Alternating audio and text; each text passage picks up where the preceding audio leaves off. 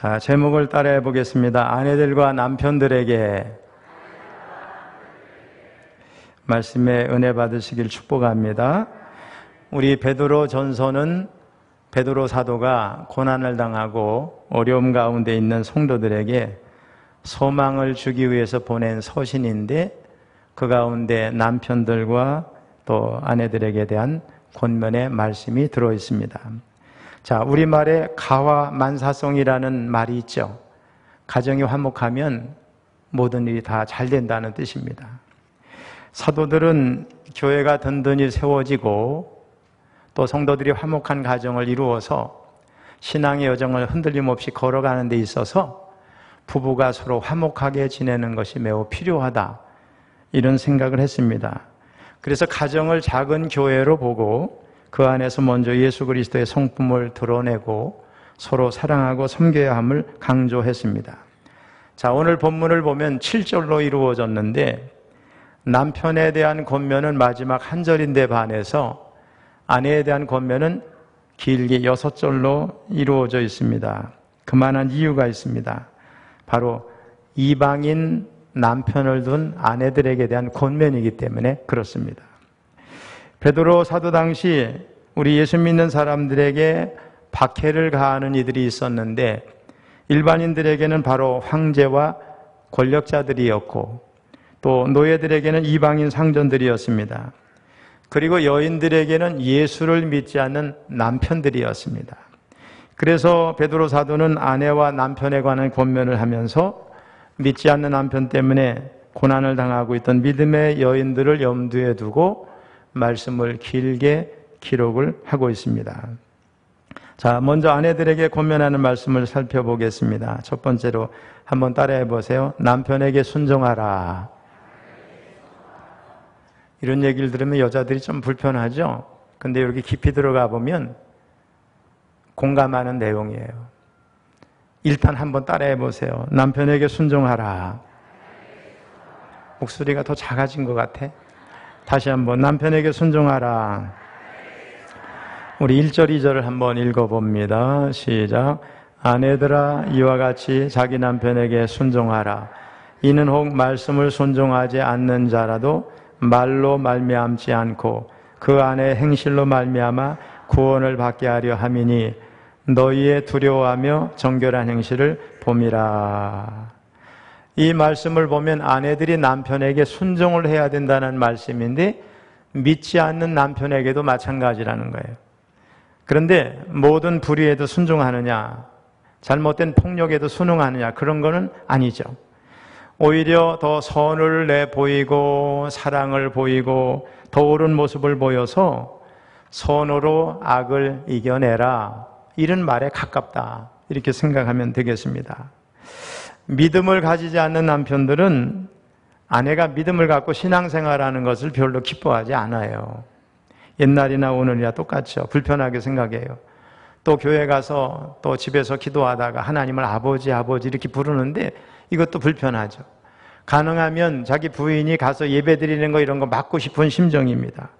그럼에도 불구하고 믿음의 아내들은 남편에게 순종하라, 이런 말씀이에요. 자, 그러면 불신의 남편에게도 아내가 순종해야 되는 이유가 뭘까? 그것은 너무나 분명합니다.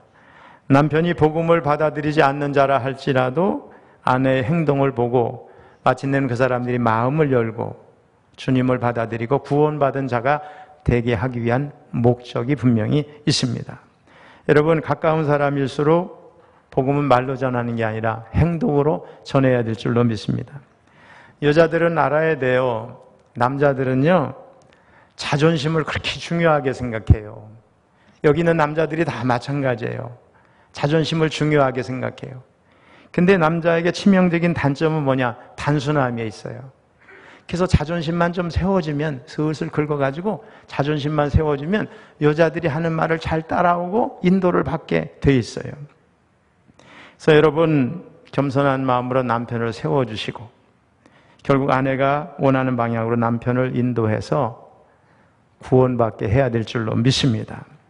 우리 순종과 굴종은 달라요. 순종은 순종할 만하기 때문에 스스로 따르는 것이지만은 굴종은 억지로 숙이는 거예요. 그래서 남편도 아내를 힘으로 지배하려고 하면 그것은 순종이 아니라 굴종이 되게 하는 것이고, 굴종에는 반드시 불편함이 따르고 반감이 따르죠. 여러분, 그것을 꼭 기억을 해야 될 줄로 믿습니다. 과거 우리나라는 가부장적인 제도하에서 아내에게 많은 굴종을 요구해왔다고 생각을 합니다. 여러분, 삼종지도라는 말 들어보셨죠? 여인이 태어나서 누구에게? 아버지를 따르고, 결혼해서 누구? 남편을. 남편이 돌아가시면 누구에게? 아들, 자식에게. 또 칠거지약 이런 말도 있어요. 유교적인 관습으로 아내들을 얽어맸죠. 그런데 기독교의 복음이 이 땅에 들어오니까 이게 놀라운 거거든요. 기독교의 복음은 평등해요. 남녀로 차별하지 않아요. 인종으로, 피부색으로 차별하지 않아요.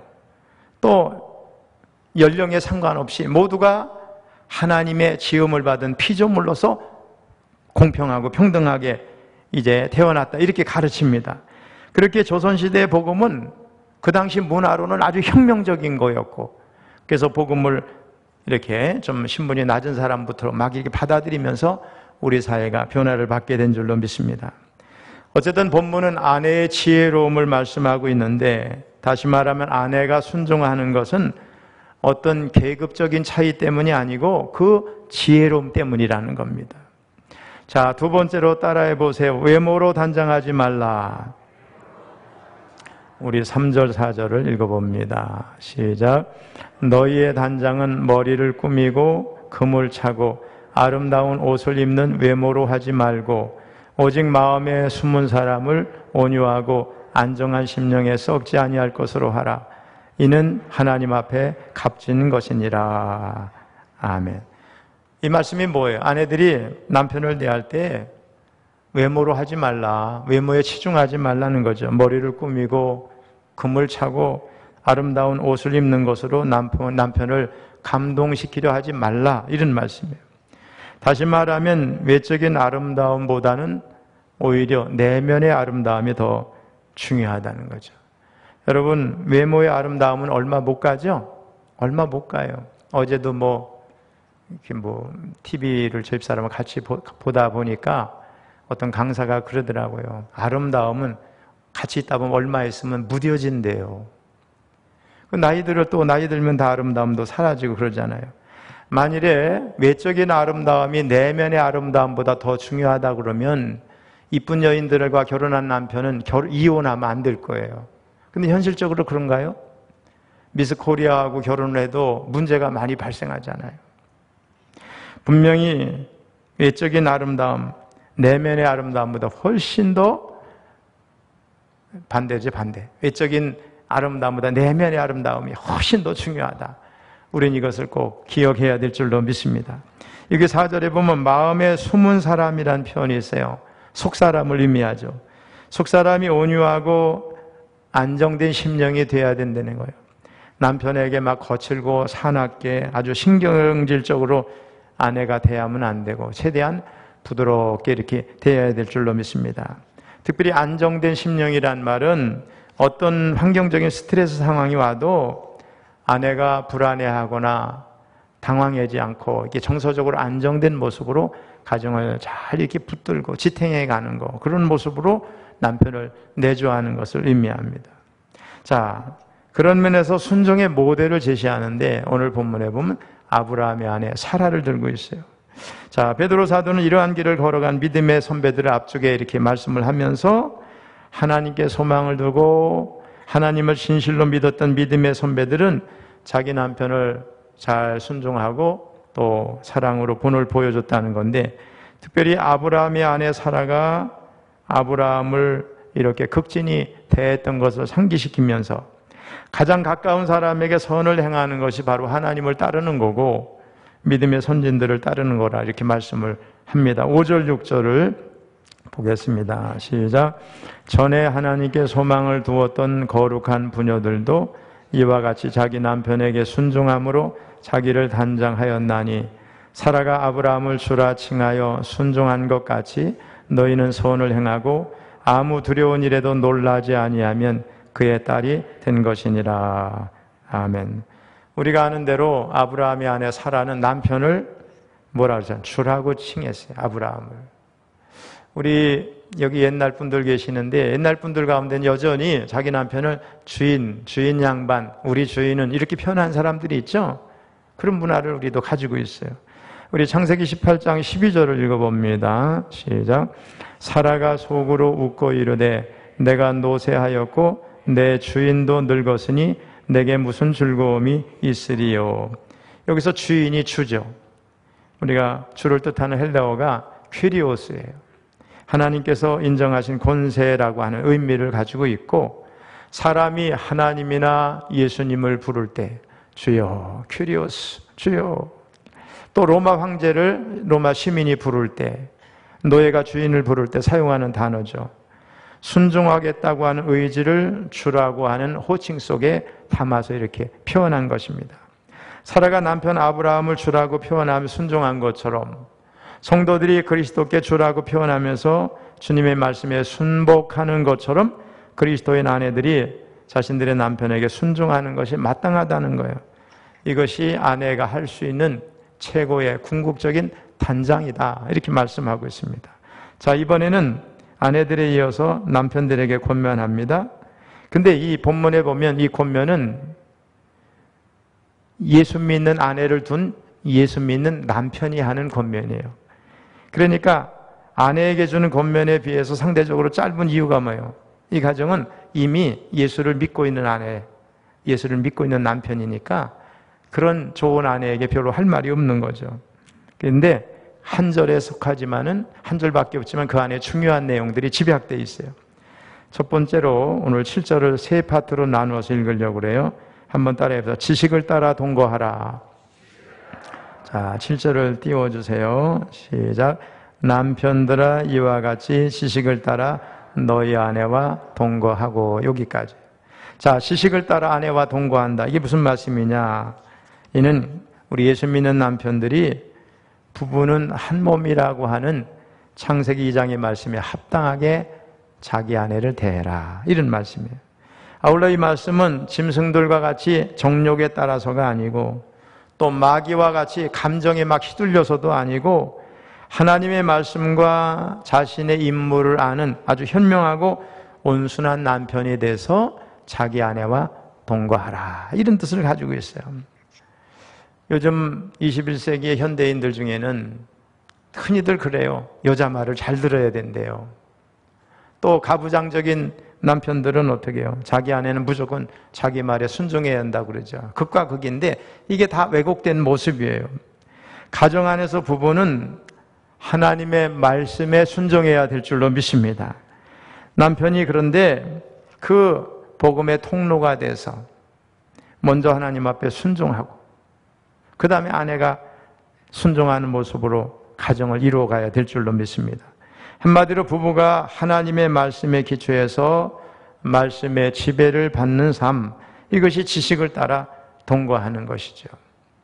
근데 지식을 따라 동거한다 이렇게 할 때 뭐 화성에서 온 남자, 금성에서 온 여자 이런 뭐 있더라고요. 남자 여자는 사실 서로를 차이가 많은데 잘 몰라요. 아마 남자들은 죽을 때까지 자기 아내 다 이해하지 못할 것 같고 반대로 여자들도 남자들을 다 잘 이해하지 못할 텐데 우리에겐 좀 아는 것도 필요하다고 생각을 합니다. 그것이 지식을 따라 동거하는 그런 의미 안에도 들어간다고 생각합니다. 여러분, 남자들은 그렇잖아요. 쇼핑을 가서요. 쇼핑을. 그러면 저도 그래요. 딱 백화점에 가서 예를 들어서 물건을 산다 그러면 5분 안에 결정을 해버려. 그렇죠?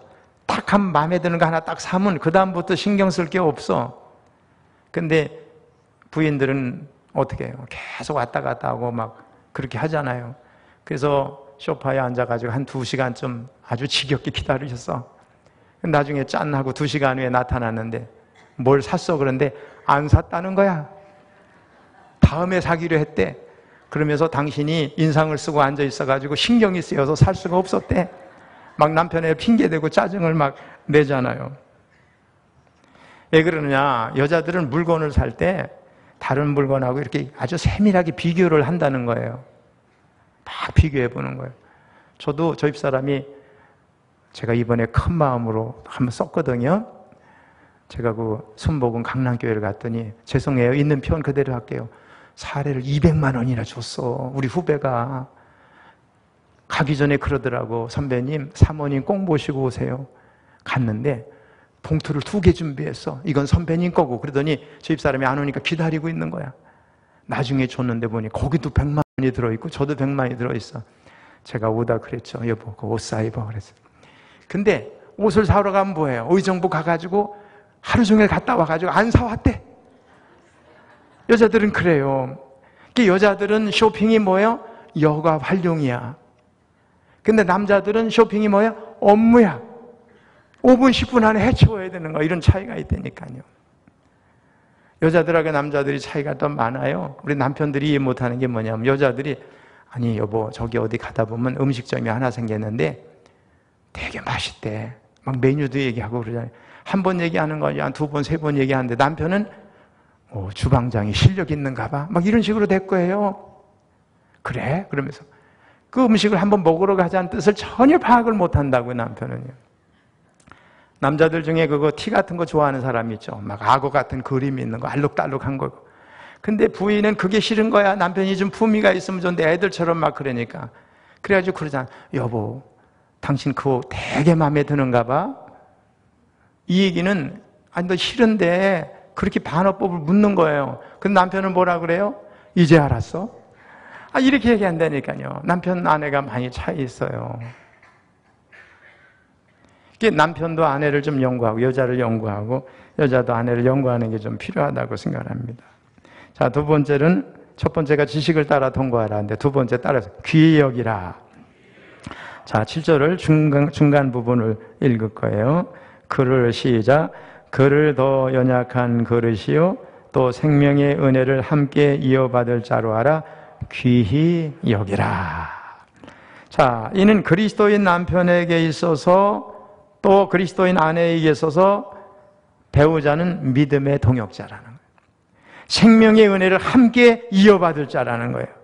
그래서 서로가 서로를 사랑하고 아끼고 귀중히 여기는 마음을 가지고서 그렇게 살아야 되는데 단순하게 인간적으로 더 좋은 가정을 만드는 것을 훨씬 뛰어넘어서 함께 은혜를 알아가는 통로가 돼야 된다는 거예요. 할렐루야. 근데 여기서 아내를 더 연약한 그릇이라고 그랬어요. 이는 가치가 떨어진다 남편에 비해서 그런 의미가 아니에요. 오히려 더 조심히 다뤄야 할 존재다 이런 의미를 가지고 있어요. 특별히 더 연약한 그릇이라는 의미는 물리적으로 볼 때는 힘의 차이가 있어요. 여러분 남자가 강해요? 여자가 강해요? 보편적으로 남자가 강해죠? 물론 여자가 결혼을 하고 애를 낳고 그러면 남자처럼 힘이 센 여자들이 있어요. 한국에도 매 맞고 사는 남편이 있다는 거 아시죠? 마음에 안 들면 막 던지기도 하고 또 막 사회생활 해가지고 경제적으로 돈도 많이 벌어오면 자기 남편 무시하는 사람도 있어요. 근데 보편적으로 여러분 체육 경기를 한번 보자고요. 올림픽이나 힘을 가지고 경기를 할 때 남녀가 같이 경쟁하는 경기 종목이 있어요? 없어요? 없어요. 축구도 농구도 배구도 뭐 높이뛰기도 여러분 한번 찾아봐요. 없어요. 힘을 안 쓰는 경우는 혹 복식이 있는지 몰라요. 탁구 같은 거는. 그런데 절대로 힘을 가지고 경기하는 거는 남녀를 같이 한 경기 안에서 경쟁을 시키지 않는다. 이 얘기 뭐냐? 남녀가 물리적으로 힘의 차이가 있다는 것을 의미하는 거죠, 여러분. 사도 베드로는 여자가 물리적으로 힘이 약한 존재이기 때문에 힘에 있어서 남편의 보호를 받아야 된다. 이런 말씀입니다, 이건 단지 물리적인 문제뿐만 아니라 때때로 아내들이 남편들의 부양을 받아야 하는 입장에 놓이게 될 때, 또 남편들이 자기들의 아내를 보호하고 책임져야 하는 의무, 이런 것도 다 포함하고 있는 거죠. 더욱이 아내들은 심리적인 면, 정서적인 면에 있어서 남편에 비해서, 남자에 비해서 더 상처를 잘 받는 거죠. 이럴 때 세심한 배려와 도움이 필요하다, 이런 말씀입니다.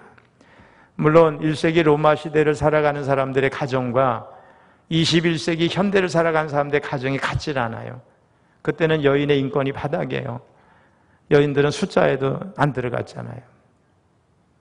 21세기는 지금은 여인들이 사회생활하고 어떤 가정은 여자들이 수입이 더 많아. 그 남편을 무시하기도 하고 체력적으로도 운동을 해야 건장해. 요즘에 여자들도 운동 많이 하잖아요.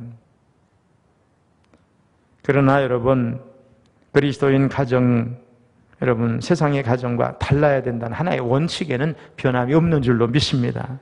그리스도인은 가정에서부터 세상의 불신자들과 다른 모습을 보일 수 있어야 돼요. 모든 사람을 배려하고 용납하고 우애해주도록 우리를 부름받았다. 이걸 우리가 알아야 되는데, 그런데 먼저 가정에서부터 시작된다는 거예요. 세 번째 따라해 보세요. 기도가 막히지 않게 하라. 자, 7절 마지막 부분인데, 이는부터 시작. 이는 너희 기도가 막히지 아니하게 하려 함이라. 저는 이 부분이 참 놀라운 말씀이라고 생각해요. 서로를 귀중히 여기지 않을 때, 서로 사랑하지 않을 때 영적인 생활에도 영향을 받는다는 거예요. 기도가 안 된다는 거예요. 여러분, 근데 중요한 건 뭐냐? 이 말씀을 서로를 정죄하는 도구로 활용해서는 안 돼요. 나 당신 때문에 요새 기도가 안 돼. 나 신앙생활이 안 돼. 화가 나가지고 교회 나오나 안 갈 거야. 막 이런 식으로 하면 안 된다는 거예요. 오히려 이 말씀을 나에게 주는 말씀으로 생각을 하고, 내가 내 배우자를 예수님처럼 사랑할 때, 섬길 때 내 영적인 상태도 더 건강해지고 하나님과의 관계도 온전히 선다, 이렇게 생각하라, 이런 말씀이에요. 할렐루야. 그렇게 믿으시기 바랍니다. 여러분, 사랑하는 성도 여러분, 세상의 문화나 문명이나 유행 절대 성경보다 오를 수가 없어요. 아주 다수의 군중이 한 마음을 가졌다 할지라도 성경적 가치에 위배되면 저는 받아들이지 않아요. 틀렸다고 생각합니다. 지금 타락한 이 세대는 하나님의 뜻과 정반대로 흐르는 일이 너무 많아요. 저는 이 드라마도 저는 일주일에 딱 하나만 보지만 그것도 주말 드라마, 문제가 많죠. 드라마가 마치 세상을 견인해 가야 되는 것처럼 이상한 방향으로 막 끌고 가요. 여러분, 속지 말아야 돼요. 아내들이 남편에게 대들고 남편을 막 휘어잡는 게 이게 멋인 줄 아는데 절대 아닙니다. 그러나 이렇게 남편에게 도전하고 대드는 여자들 때문에 가정이 깨지고 무너지지만은 남편들에게도 문제가 있어요. 남편들의 죄성이 아내에게 분노를 유발하고 불순종을 일으켰으리라고 생각합니다. 남편들의 이기심을 보면서 아내들은 조금 더 순종하고 싶은 마음이 안 들고, 또 그런 남편을 생각하면서 저 남편 너무 무식하다, 또 폭력도 쓰고 억지도 부린다, 차라리 이혼해버리자, 이런 마음을 갖게 하는 줄로 믿어요. 그러나 여러분, 바로 그러한 힘든 남편을 향해서도 예수님 때문에 순종한다면 그것이 바로 복음에 따라 주 예수님의 주되심을 인정하는 삶이 되는 줄로 믿습니다. 그리고 그러한 아내로 인해서 놀라운 변화가 가정에 일어나는 거고 교회 사회 역사가 일어나는 줄로 믿습니다. 지금 여러분 21세기에 이렇게 선진화된 사회에, 민주화된 사회에 우리가 살아가는데 가만히 보면 우리 기독교인들의 역할이 지난 2000년 동안 엄청났어요. 노예 해방, 이것도 다 마찬가지예요. 남녀의 평등 문제도 그래요. 우리 사회가 언제부터 이렇게 평등했어요? 복음이 들어오고 나서부터입니다, 여러분. 사도 바울은 에베소서에서 부부관계를 그리스도와 교회 관계를 통해서 말씀을 했어요. 우리 주님은 교회의 머리가 되세요. 그래서 교회가 마땅히 주님께 복종해야 하는 것처럼 아내도 남편에게 복종해야 한다는 거예요. 부부관계에서 남편이 리드를 하고 아내가 리드를 받는 거, 아담을 하와의 머리로 삼으신 창조 질서의 원칙이에요. 남편을 아내의 머리가 되게 하신 분이 하나님이셔요. 물론 당연히 성경의 가르침, 하나님의 뜻을 벗어나는 일에는 순종할 수 없어요. 아내는 남편이 죄를 짓게 하는 악한 일과 하나님을 거스르는 일에는 당연히 복종할 수 없는 줄로 믿습니다. 물론 남편은 아내를 사랑하고 괴롭게 가혹하게 대해서는 안 돼요. 남편과 아내는 한 몸이 됐어요. 아내를 학대하면 자기 몸을 학대하는 거예요. 바울은 에베소서에서 중요한 말씀을 하고 있어요. 5장 25절을 읽어봅니다. 시작. 남편들아, 아내 사랑하기를 그리스도께서 교회를 사랑하시고 그 교회를 위하여 자신을 주신같이 하라. 아멘. 남편 된 성도들은 이 시간 알아야 될 줄로 믿습니다. 아내가 순종하라 이런 말만 들어가지고 아주 단순하면 안 돼요. 아내의 순종은 남편의 사랑을 전제한 것입니다. 그래서 아내에게 순종하라고 했으니 남편이 아내를 하대하고 심지어 부려먹어도 된다는 생각은 매우 잘못된 거예요. 오히려 바울은 리더로서 남편에게 더 무거운 책임을 강조하고 있어요. 하와는 아담을 돕는 배필로서 지음을 받았어요. 여기서 돕는 배필은 하나님의 도움처럼 도움을 준다, 그런 의미예요. 아담은 가정의 리더였지만 하와는 서로의 역할 차이를, 아담과 하와가 이게 역할이 차이가 있다는 걸 아담이 인정을 하면서 상호 보완적으로 가정을 꾸려가고 하나님을 섬기는 것이 마땅한 거예요. 남자와 여자는 서로 필요한 존재인 줄을 믿습니다. 이런 의미에서 남자의 리더십은 여자의 파트너십을 동반하는 거예요. 아담이 먼저 지음을 받았지만 이것은 순서에 불과하고, 남녀의 이런 순종하라 이런 문제를 다룰 때 이거는 인격의 차이도 아니고 우등과 열등한 문제도 아니고 질서의 문제고 책임감의 우선의 문제라는 거예요. 이런 걸 생각하면 남편이 얼마나 무거워요, 여러분 생각해 보세요. 제가 일부 예배 때도 그랬어요. 여기 남편 아내가 계시는데 질서를 꼭 따라야죠. 이 사회에는 질서가 있는 거예요. 나라에도 질서가 있고 가정에도 질서가 있고 사회에도 질서가 있는 거예요. 질서가 있는 거를 무시하는 사람은 어리석은 사람이에요. 교회도 질서가 있는 거예요. 남녀 간의 가정에도 질서가 있는 거예요. 그래서 가정에서 부부가 어떤 중요한 문제를 가지고 의논을 하잖아요. 그러면 아내의 생각을 얘기해, 남편의 생각을 얘기해요. 근데 생각을 하고 얘기를 해도 답이 안 나와. 너무 어려워. 어떤 게 옳은지 판단이 어려워. 그런 문제가 있을 수 있죠. 그럴 때는 아내가 이렇게 얘기할 수 있겠죠. 여보, 당신이 가장이니까 당신이 정해. 근데 남편이 그래, 내가 가장이니까 내가 알아서 해야지, 이렇게 생각하기보다는 그 문제를 생각을 해봐야 되겠죠. 암만 생각해도 이 문제는 나보다 내 아내가 결정하는 게 옳다. 무슨 말이에요? 자녀 양육의 문제라든가 또 자기 남편으로서 알지 못하는 여성으로만 알 수 있는 문제, 이런 문제 같은 경우는 아내에게 자기에게 주어진 권한을 위임하는 게 맞잖아요. 무슨 말인지 아시죠?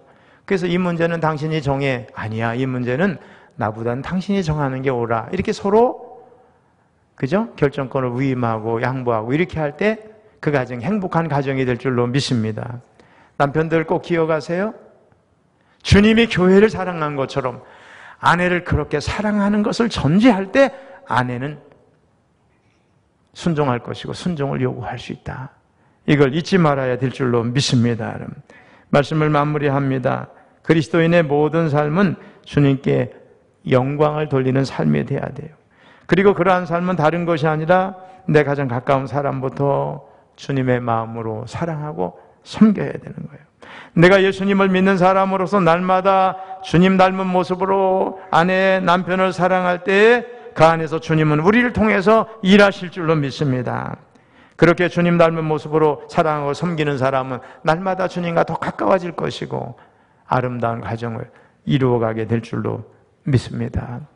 우리 철원교회 모든 성도님들은 가장 먼저 가정에서 예수님 닮아가는 삶을 꼭 실천하시기를 주님의 이름으로 축원합니다.